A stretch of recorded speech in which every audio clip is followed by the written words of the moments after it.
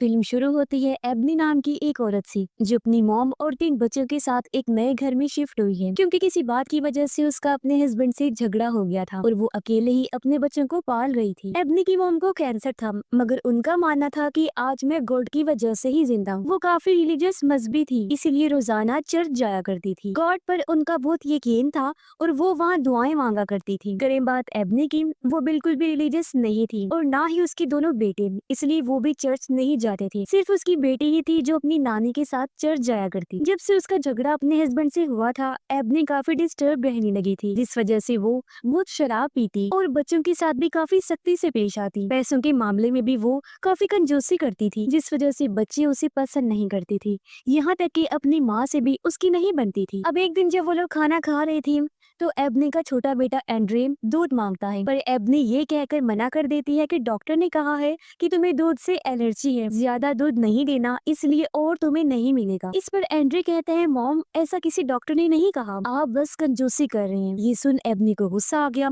वो उसके मुंह पर थप्पड़ मारती है, जिससे एंड्रे के मुंह से खून निकलने लगा। एबनी उसका मुंह साफ करती है और कहती है, ओह आई एम सॉरी बेटा, ज्यादा ही जोर से लग गई है। रात को एबनी की बेटी अपने डैड से शिकायत करती है, कहती है कि नए घर में आने के बाद भी मॉम वही सब हरकतें कर रही हैं। वो फिर से शराब पीने लगी हैं और हमारे साथ काफी बुरी तरह पेश आती हैं, यहाँ तक कि मारती भी हैं। वो ये बातें कर ही रही थी कि अचानक उसे स्मेल आने लगती है। उधर एबनी भी जब अपना काम कर रही थी तो उसे एक मक्खी परेशान करने लगती है। एबनी देखती है कि रूम में और भी कई सारी मक्खियां आ गई हैं जो बेसमेंट की तरफ से आ रही थी। एबनी जब बेसमेंट का दरवाजा खोलकर देखती है तो वहाँ से बहुत ही गंदी स्मेल आ रही थी। अब मक्खियों को कपड़े से बेसमेंट की तरफ करके एबनी दरवाजा बंद करके वहाँ से चली जाती। रात के 3 बजे एंड्रे की अचानक आंख खुल गई। उसे भूख लगी थी, इसलिए वो फ्रिज से दूध निकाल कर पीने लगता है, पर अचानक खिड़की पर जोर से आवाज होती है, जिससे वो घबरा गया। एंड्रे जब बाहर जाकर देखते हैं तो वहाँ मरा हुआ कौवा पड़ा था, जो ही खिड़की से टकराया था। अब अगले दिन जब ये तीनों बहन भाई स्कूल से वापिस आ रही थी, तो कुछ लड़के एंड्रे के बड़े भाई को बुले करने लगे,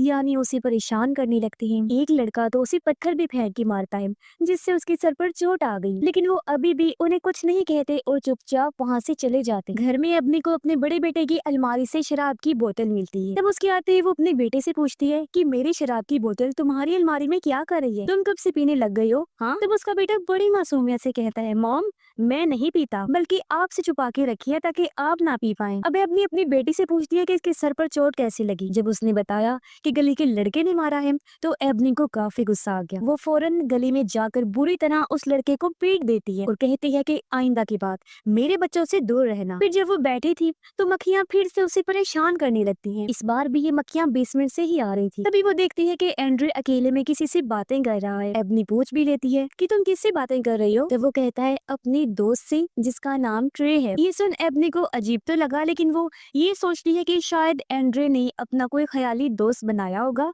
इसलिए वो इस बात को टाल देती है। रात में एंड्रे बेसमेंट में चला गया और एबनी को फिर से अजीब आवाज आने लगती है। वो नीचे चेक करने आई तो बेसमेंट का दरवाजा खुला हुआ था, जिसे जाते वक्त एंड्रे खुला छोड़कर गया होगा, तो वो दरवाजा बंद करके सोने चली जाती है। अगले दिन जब एबनी की मॉम अपना चेकअप करवाने हॉस्पिटल गई, तो उन्हें पता चलता है कि उनके इलाज के लिए इंश्योरेंस वालों की तरफ से पैसे नहीं आ रहे, बल्कि एबनी उन्हें बिना बताए उनके इलाज के लिए पैसे भर रही है। ये जानकर अब उसकी मॉम को समझ आती है कि आखिर क्यों एबनी इतनी कंजूसी करती है। रात को एबनी का बेटा देखता है कि आज वो फिर खूब शराब पीकर आई है, जिस वजह से उसे काफी बुरा लगा। एबनी के आते ही उसकी मॉम कहती है, मुझे पता चला है कि मेरे इलाज के पैसे तुम भर रही हो। मुझे समझ नहीं आ रही बेटी, मैं तुम्हें क्या कहूँ, कैसे शुक्रिया अदा करूँ? इस पर एबनी कहती है, आपको कुछ भी कहने की जरूरत नहीं है मॉम, ये मेरा फर्ज है। इतना बोलकर वो सोने के लिए चली जाती है। तभी उसे एक डरावना सपना आया कि कोई आदमी उसके कमरे में घुस आया है। अचानक डर से एबनी की आंख खुल गई। तभी वो देखती है कि दरवाजा खुला हुआ है, जो अचानक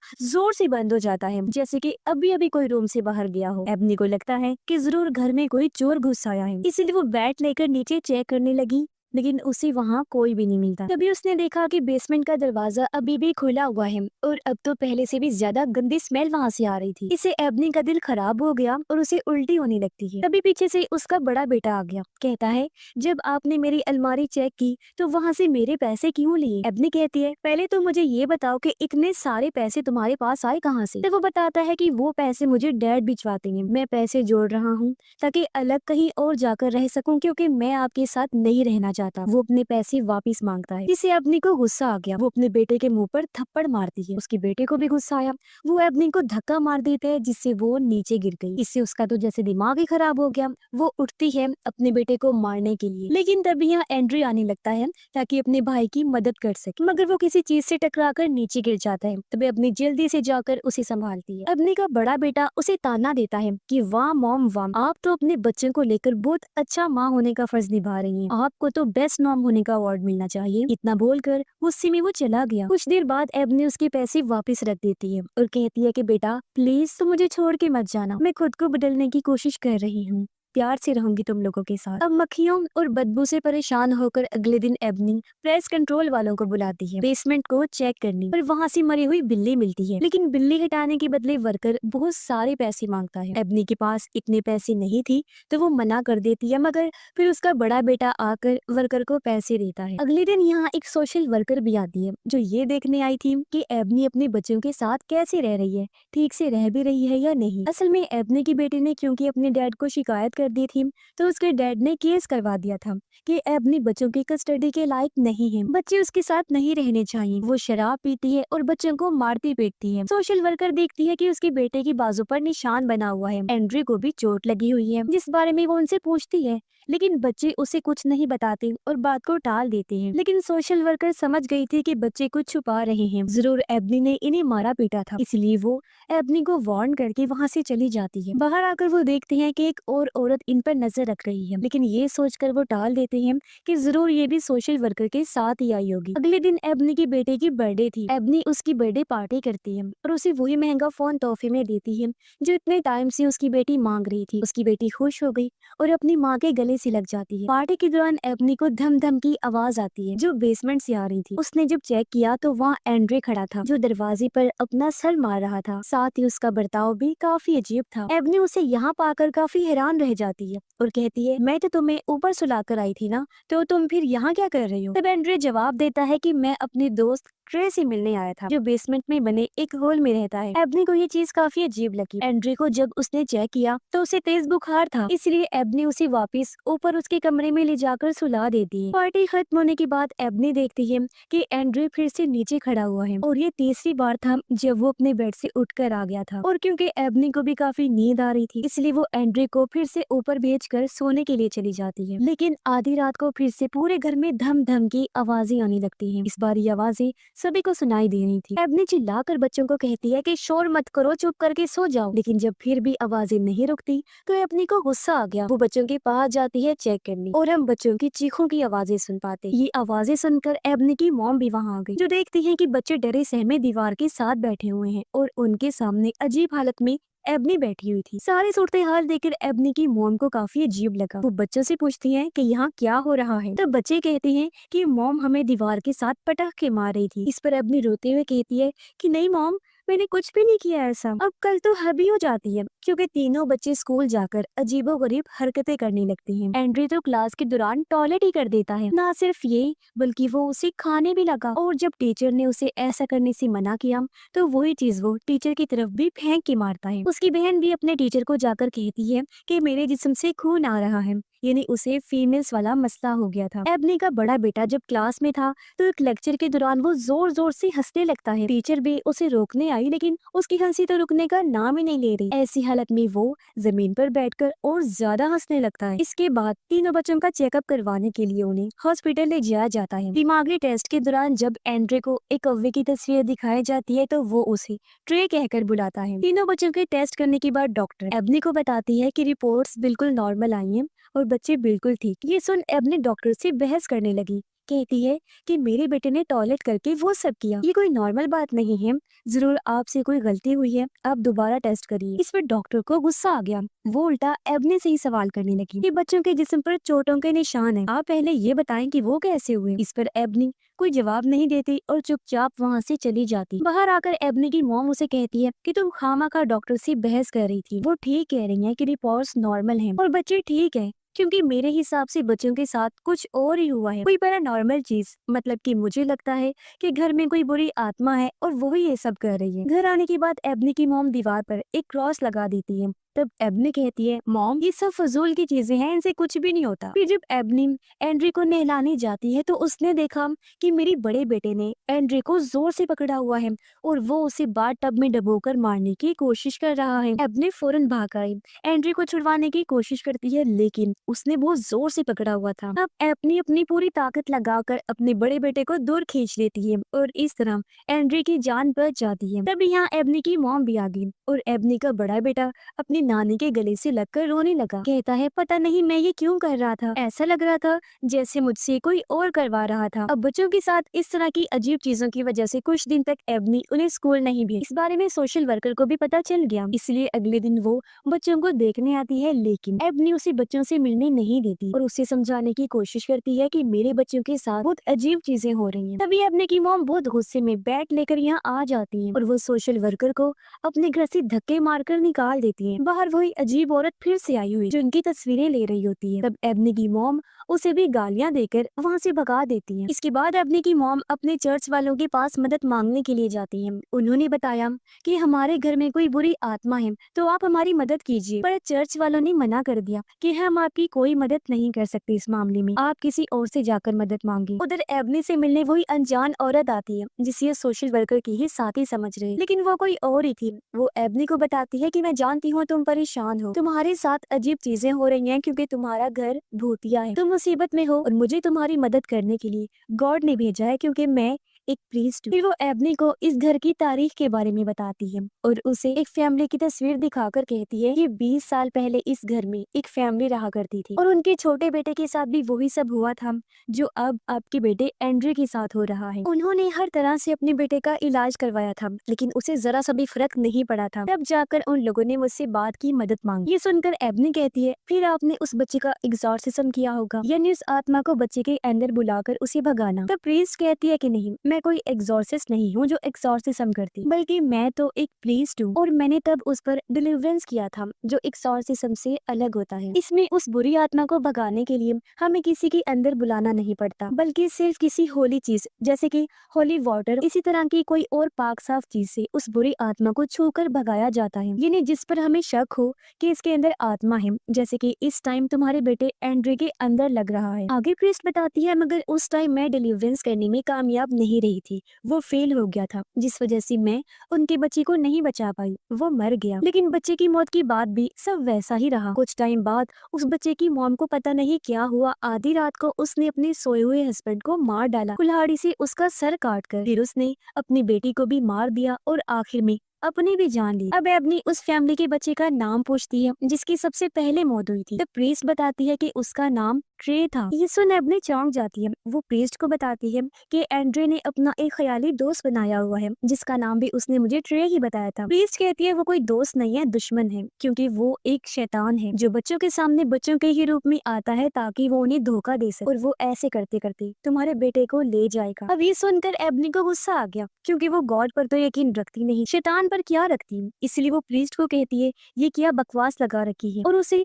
और भी खरी खोटी सुनाकर वहाँ से जाने लगती है। पर जाते जाते प्रीस्ट जबरदस्ती उसे अपना एड्रेस देते हुए कहती है कि रख लो, तुम्हें इसकी जरूरत लाजमी पड़ेगी, तुम आओगी मेरे पास देखना। उधर घर में एबनी की मॉम को एक शैतानी आवाज सुनाई देती है जो उनका नाम पुकार रही थी। वो काफी घबरा गई और जल्दी से होली किताब लेने जाती है, मगर वापस आने पर घर के सारे डीमंस उन पर हमला करके उन्हें जान से मार डालती हैं। एबनी जब घर आई तो देखती है कि दीवार पर लगा हुआ क्रॉस जल रहा था, जिससे पूरा धुआं घर में फैल रहा था। और जब वो आग बुझाने जाती है तो अपनी मॉम की लाश को पड़ा हुआ देखती है, जिससे वो बहुत ज्यादा घबरा गई, रोने लगती है। तभी सीढ़ियों से एंड्रे उतर कर आया और ऊपर से दोनों बच्चों के चिल्लाने की आवाज आई, इसलिए फौरन एबनी बच्चों को लेकर वहाँ से जाने लगती है। तभी रास्ते में एंड्रे का बर्ताव काफी बदल गया। वो एबनी को कहता है कि तुम्हारी माँ की मौत की जिम्मेदार तुम खुद ही हो, और एकदम से उसकी आंखें पूरी तरह काली पड़ जाती हैं। ये देख एबनी काफी डर गई और गाड़ी पर से उसका ध्यान हट गया। सामने से आ रहे ट्रक को वो देख नहीं पाती, पर इससे पहले ट्रक उससे टकराता है। ठीक टाइम पर वो गाड़ी को संभाल लेती। फिर एक जगह गाड़ी रोककर वो पास की होटल में जाती है मदद मांगने। वो उनसे रो रो कर कहती है कि कोई मेरे बच्चों को मारना चाहता है। जब वो लोग देखने गए तो सब कुछ बिल्कुल नॉर्मल था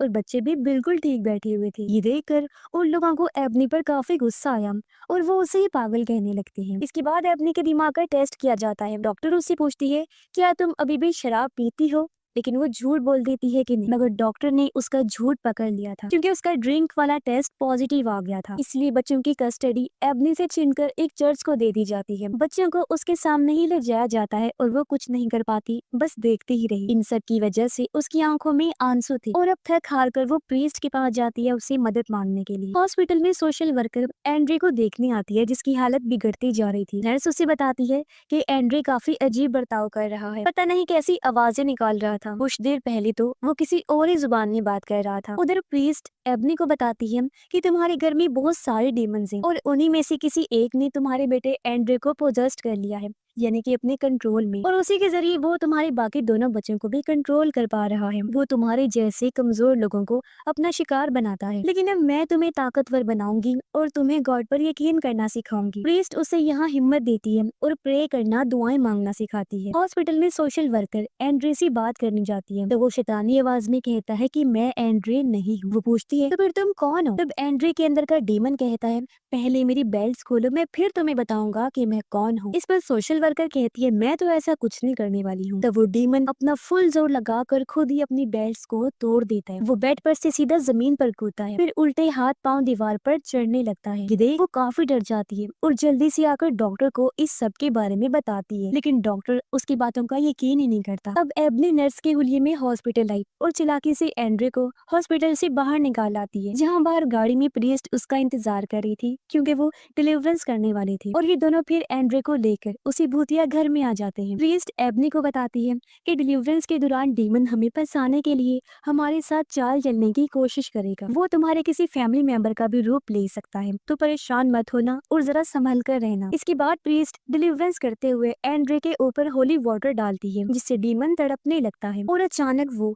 एबनी की मॉम का रूप ले लेता है। वो उन्हें गालियां देता है और दोनों का मजाक बनाने लगा, लेकिन प्रीस्ट उसकी बातों पर ध्यान ना देकर डिलीवरेंस जारी रखती है। लेकिन अचानक डीमन खुद को आजाद कर लेता है और जोर जोर से हंसने लगता है। उधर चर्च में उन दोनों बच्चों के साथ भी अजीब होने लगा। एबनी की बेटी की आंखों और मुंह से खून आने लगता है, साथ ही उसके भाई के हाथ भी डीमन जैसे हो गए थे। उसके बड़े बड़े नाखून आ गए थे, जिनसे वो अपने ही सीने को खुरच कर जख्मी करने लगता है। प्रीस्ट एबनी को ऊपर भेज देती है और अकेले ही डीमन का सामना करने लगती है, लेकिन जो डीमन था वो फिर से एंड्रे का रूप ले लेता है और वहाँ से गायब हो चुका था। अब इससे पहले प्रीस्ट कुछ समझ पाती, डीमन उसका गला पकड़ लेता है और दीवार पर पटक के मारने लगता है। वो उसका बहुत बुरा हाल करता है, कभी वो उसे बालों से घसीट कर मारता है तो कभी हवा में उड़ाकर और फिर नीचे गिराता रहता है। कुछ टाइम बाद एबनी नीचे चेक करने आई। वो देखती है कि प्रीस्ट जख्मी हालत में जमीन पर पड़ी हुई है और उसके पास ही एंड्रे बैठकर हंस रहा होता है। फिर अचानक वो गायब हो गया। एबनी प्रीस्ट के पास आई, जिसकी हालत बहुत खराब थी। वो आखिरी सांसें गिन रही थी। वो एबनी को कहती है कि मैं फेल हो गई और उसे होली वाटर देते हुए कहती है कि अब ये काम तुम्हें ही करना होगा। इतना बोलकर वो अपना दम तोड़ देती है। इसके बाद एबनी एंड्रे को ढूंढने लगी। उसे तलाश करते हुए वो बेसमेंट में आ जाती है, लेकिन एंड्रे उसे कहीं नहीं मिलता। फिर अचानक वो उसके सामने आ गया। बिना टाइम गवाए एबनी उस पर होली वाटर डाल देती है, जिससे डीमन को तकलीफ होने लगी और वो गुस्से में आकर एबनी पर हमला कर देता है। वो उसे बालों से घसीटता है, फिर एबनी का ही रूप लेकर उसका गला घोंट कर मारने की कोशिश करता है, लेकिन अभी डीमन उसकी जान नहीं लेता क्योंकि वो उसे तड़पाने, तकलीफ देने के लिए टॉर्चर करता है। ऐसा करके वो उसे कमजोर कर रहा था और जब एबनी पूरी तरह से टूट जाती है तब वो एबनी को मारने के लिए आता है। वो पैर रख के उसका गला घोंटकर जान लेने की कोशिश करता है और एबनी मौत के काफी करीब आ गई, जहाँ तभी उसे ख्याल में अपनी मॉम दिखाई दी जो उसकी गॉड से बात करवाती है। ऐसा होते ही एबनी के अंदर अच्छी सोच और हिम्मत आती है और उसके अंदर की सारी बुराई निकल जाती है, जिससे वो काफी ताकतवर बन गई थी क्योंकि अब उसका भी गॉड पर भरोसा बन गया था। एक बार फिर वो डीमन डीमन पर डिलीवरेंस करती है, जिससे डीमन जलने लगता है और पूरी तरह जलकर खाक में बदल जाता है। ऐसा होते ही चर्च में एबनी की बेटी जो हवा में उड़ रही थी वो वापस बेड पर आ जाती है और एकदम नॉर्मल हो गई। एबनी का बेटा जो खुद को खा रहा था वो भी रुक जाता है और डीमन बेसमेंट में बने उसी होल से वापस चला जाता है जहाँ से वो आया था, यानी कि हेल जहन्नुम में, और सब कुछ बिल्कुल ठीक हो जाता है। इसके बाद हम सीधा 6 महीने के बाद का टाइम देखते हैं, जहाँ एबनी को अपने बच्चों की कस्टडी वापस मिल गई थी। वो और उसके बच्चे बहुत खुश। एबनी ना सिर्फ ये घर बल्कि ये शहर भी छोड़ के चली जाती है। उसकी अपने हस्बैंड से भी सुलह हो गई थी और वो बच्चों के साथ अपने हस्बैंड के पास ही जा रही होती है, जहाँ ये एक खुशहाल फैमिली की तरह रहने का फैसला करते हैं। एबनी भी बिल्कुल ठीक हो गई थी और उसने शराब पीना भी छोड़ दी थी और ये फैमिली हमेशा एक होकर रहने का फैसला करते हैं और इसी हैप्पी एंडिंग के साथ ये फिल्म इधर ही खत्म हो जाती है।